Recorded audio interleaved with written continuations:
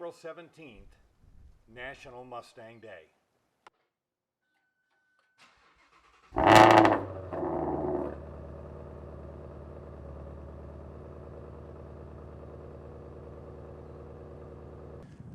For National Mustang Day today, April 17th, I've decided to show off my 2020 Shelby GT 350.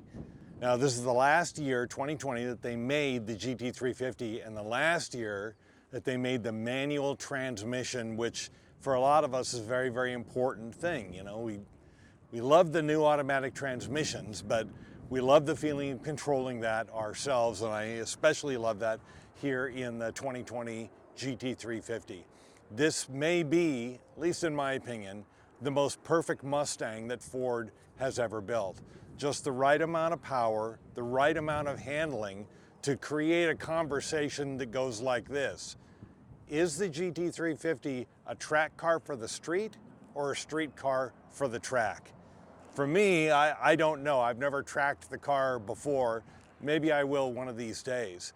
But I can tell you this, I love this car, and I don't think there's too many that can match it in all of those categories: handling, horsepower, and not only that, because I'm an older guy too, I bought a Mustang that's not the R version. So it's got comfortable seats in it for old guys like me. My seats are air conditioned on top of all of that. So it's a very, very comfortable car to drive and a very, very easy car to drive as well. I'd always wanted a Mustang all of my life. And I'd been looking at Mustangs. I was looking at a Shelby GT 500, a vintage, a 1969. But the money that those are bringing these days is pretty astronomical. Then I was looking at a 69 Mach 1 with the 428 Cobra Jet.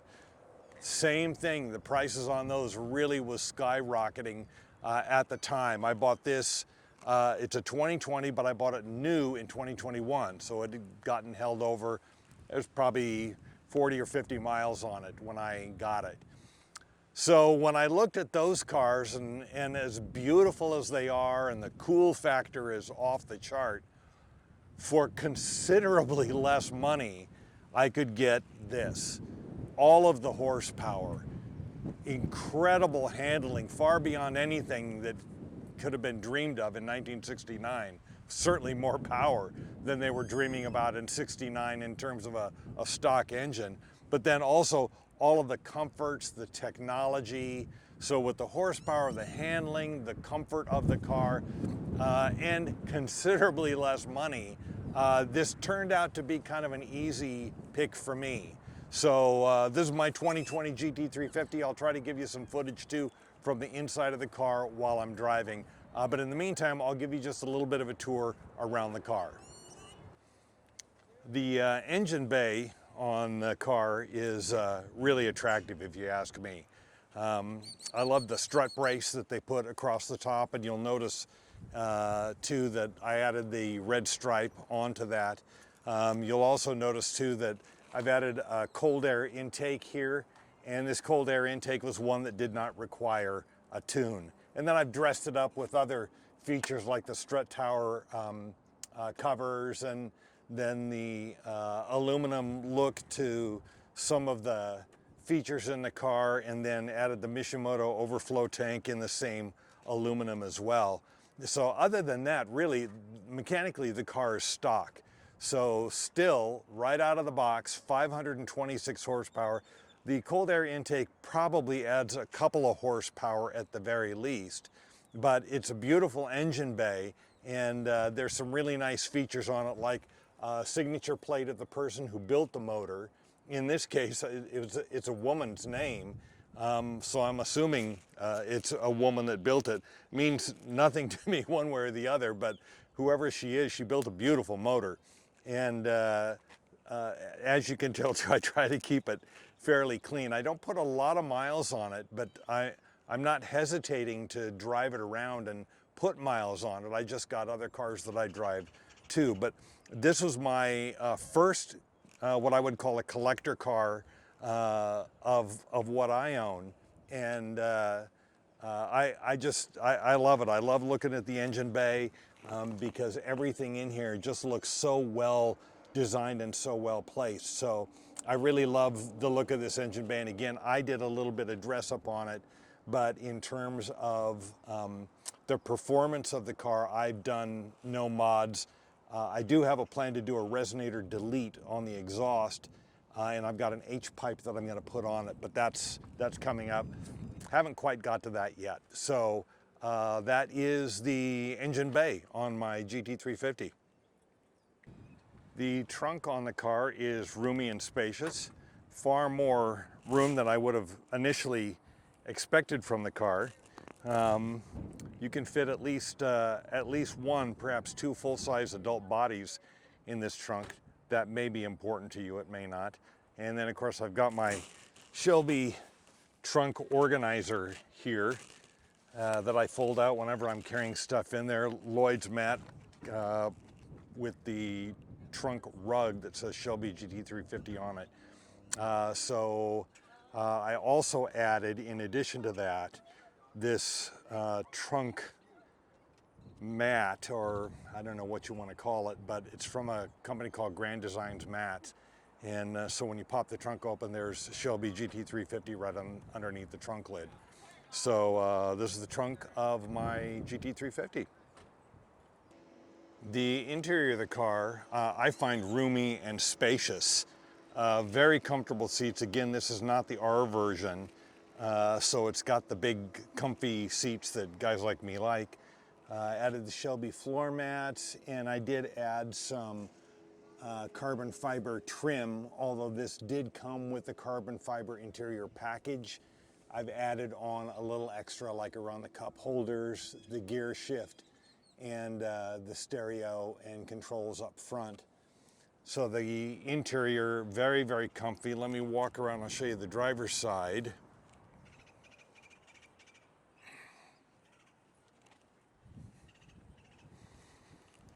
And you'll also notice too that I have upgraded the steering wheel to a carbon fiber steering wheel, and it's a little bit more stout. The original steering wheel was Alcantara and a little bit thinner, and I like the little bit fatter steering wheel with the carbon fiber on it. So again, I just think it's a very comfortable and spacious interior and very, very comfortable car to drive. Again, with the heated and cooled seats, that means on almost any climate I can be really comfy when I'm driving the car. So this is the exterior of the GT350. You'll also notice too that I went with a larger tire and wheel combination. These wheels are awesome. They're from a company called Velgen or Velgen, depending on how you want to pronounce it. The owner can probably correct me. Did paint the calipers, but the bigger Pilot Sport 4 tires and the bigger wheels really give me a different stance and a different look to the car. It's got the tape stripes, those are not painted stripes, and the entire car has been color corrected, ceramic coated, and then PPF over the front 1/3 of the car. So everything from the cockpit forward has got PPF on it.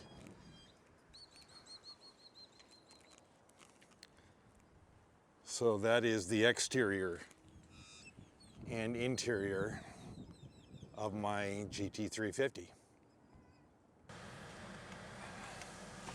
All right, we will go for a little spin, and I'll give you some lifetime driving impressions. I did turn on the active exhaust, so it's got just a little bit more of a growl to it, which I like. One of the first things that you notice about the car when you're driving it is it drives so easily. It's just, you don't have to manhandle the car, and it doesn't manhandle you. It's just an easy car to drive. The power steering's fantastic. The brakes are outstanding.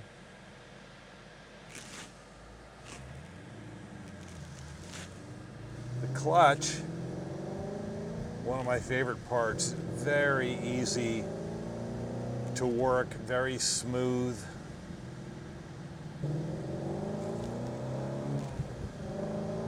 As you're working your way through the gears, it's really easy. And probably most of you know that the red line on this car is 8250, so you can really wind it out.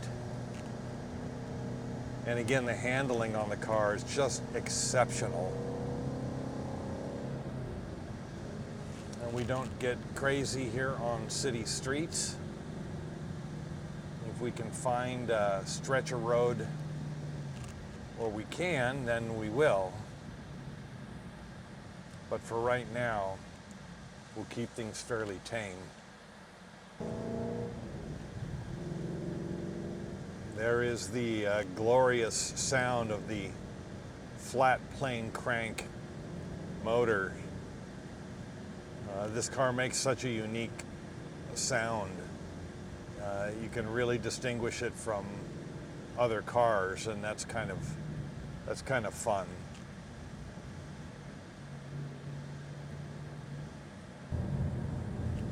Now, I'm not in sport mode, which somebody might be asking.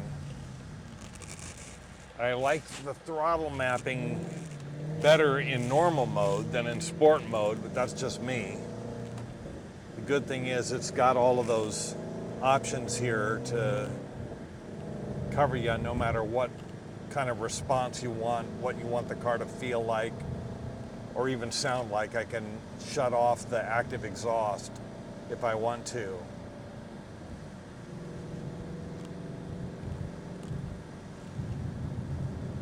But comfort mode, I guess if you want to call it that, works good for me. I like the way that it feels.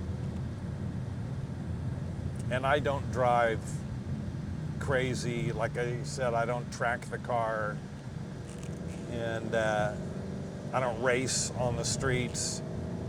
I just enjoy owning the car and driving the car.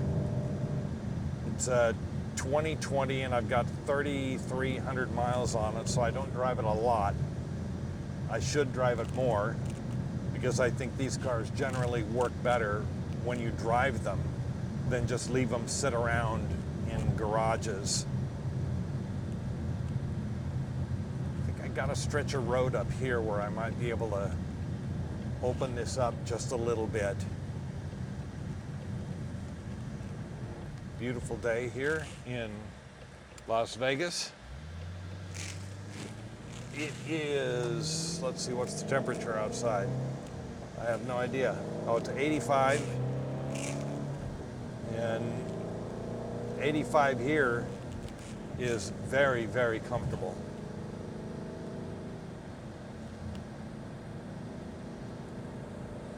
Anybody that knows the area,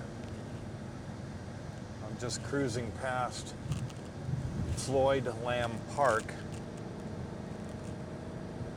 getting up here at the north end of Durango. So for you local folks, you know where I am.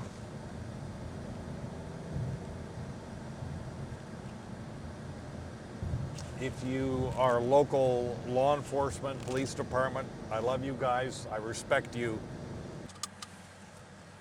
Okay, we will try one good pull. This is in normal mode, but with the active exhaust turned on for the nice sound. So we'll get in one good pull like this, and then we'll try a good pull in sport mode and see how that feels and sounds. It'll sound the same. The difference is how it feels here in the cockpit. But we'll try one good pull here in normal mode.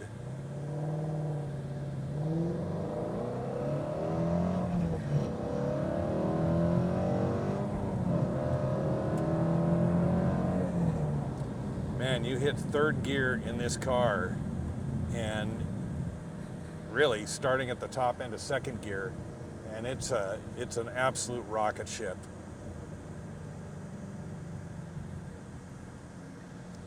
Again, we'll try one good pull in sport mode and see how that feels.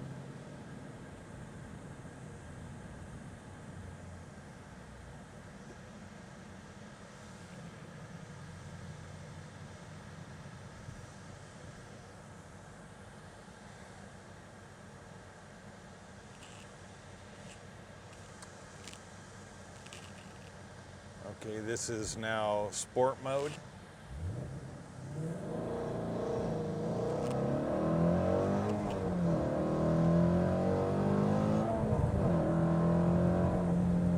Wow. This car really loves to go fast. Man, oh man. Back onto populated city streets now, so we will calm things down here a bit. I've got quite a few other drive modes here to choose from, and I don't use them. I just don't really drive that way. I'm sure there are other GT350 owners that could tell you more about the difference between the drive modes and what they like or dislike about them. But like I said, most of the time I just drive around in normal mode. I like the active exhaust open because it sounds awesome. So that's the way that I drive my 350, just like this. And again, you know, one of the reasons why I think this is one of the most perfect Mustangs ever built is the manual transmission. And the Tremec 6-speed, it's a beautiful transmission. I mean, the shifting is so easy, it's a short throw. The clutch is like butter, so it's super easy to drive. Anybody could drive, well, anybody that knows how to drive a manual transmission could drive this car without any difficulties whatsoever. So if you know how to drive a manual, this is super easy. It's not work. I've got a 1972 De Tomaso Pantera, and I gotta tell you, that is work to shift that car, and just the amount of strength it takes to depress the clutch, much less work it into the gears. That ZF transmission in that car doesn't have any synchro mesh in reverse or in first, and even though it's a gated shifter, I wouldn't call it particularly accurate to the gates that are on the shift mechanism. So you can get into gear without really being all the way into the proper gate on that car. But this, I can shift this car with one or two fingers. It's that easy to work. It always feels funny too, after driving the Pantera and then getting into this clutch almost feels like it's a toy, because it's so easy to work. It's effortless is what it is. And in this neighborhood, we've got these nice big sweeping turns through some of these areas, and without going excessively fast, you can feel the grip of this car. This car loves to go around in corners, which is not something you could say about a vintage Mustang. Again, I was looking at 69, and you know, if there's one thing that's famous about those cars is they were okay in a straight line, but you certainly didn't want to go around you know, a corner very fast in those cars. But this car just lives for the corners, and again with the larger tire on it too, and on a nice warm day, the grip is outstanding. So this car likes to do all of that stuff. And again, I don't drive it hard, I don't race it, don't track it, but you can feel its capability as you're driving along. Just in normal mode, you can tell that the car not only wants to do more, but it's fully capable of doing far more than just cruising around like I typically like to do. So Your mileage may vary. You'll do whatever you want with your GT350 or whatever other Mustang you might own, but this is mine, and I got to tell you, I don't think I'm ever going to sell this car.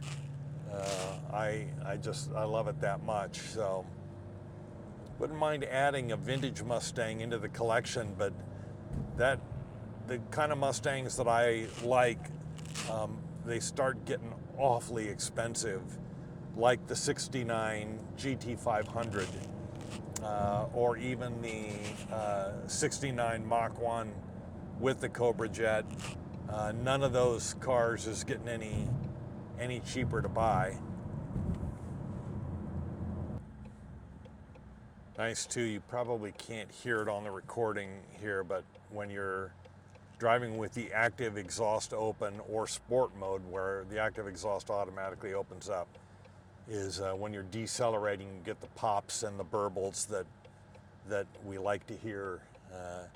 It's a lot of times when I'm in the car, I don't even listen to music of any kind because I just love the sound of this car. And again, as I mentioned earlier, the game plan is to put an H pipe on it, do a resonator delete and add the H pipe. And I've done a bunch of research online as to what I think that I would rather do. It seems like some people say the X pipe adds a little bit more of a horsepower boost than the H pipe, but I like the sound of the H pipe better. So I'm going to go with sound rather than the couple of horsepower difference that there may or may not be between the two. So that is my 2020 Shelby GT350. If you own one of these cars, then I've not said anything to you that's a surprise. If you don't own one of these cars and you ever thought that you might, then I would tell you to stop hesitating and just pull the trigger and get one. They're awesome cars. I love them. They're still priced in what I might consider an affordable category for the kind of car this is, what you get for your dollar. I just think this car is hard to beat. So National Mustang Day, April 17th. All of these years later, this is what they've created. My favorite, the 2020 Shelby GT350. So happy Mustang Day to all of you out there.